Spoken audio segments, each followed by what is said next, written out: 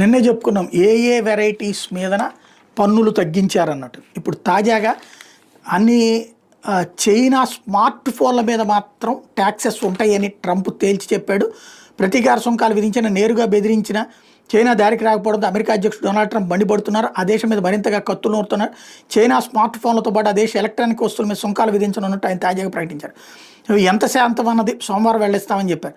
Electronic వస్తువులు నేను ప్రకటించిన సుంకాల మినహాయింపు చైనాకు వర్తించబోదు, వాటి మీద కేవలం సుంకాల శాతం మార్పు చేర్పులు చేయబోతున్నాం అంతే అంటూ ట్రంప్ వెల్లడించారు. చైనా ఎలక్ట్రానిక్ వస్తువులకు సెమీకండక్టర్ టారిఫ్లు వర్తించవచ్చని వాణిజ్య మంత్రి హోవార్డ్ లెట్నిక్ చెప్పుకొచ్చారు.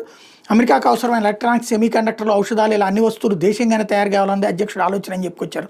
స్మార్ట్ ఫోన్లతో పాటు చైనా నుంచి దిగుమతి అన్ని రకాల ఎలక్ట్రానిక్ వస్తువుని ఆ దేశం మీద విధించిన 145% టారిఫ్ నుంచి మినహాయిస్తున్నట్టు అమెరికా కస్టమ్స్ విభాగం శనివారం నోటీసులో పేర్కొంది.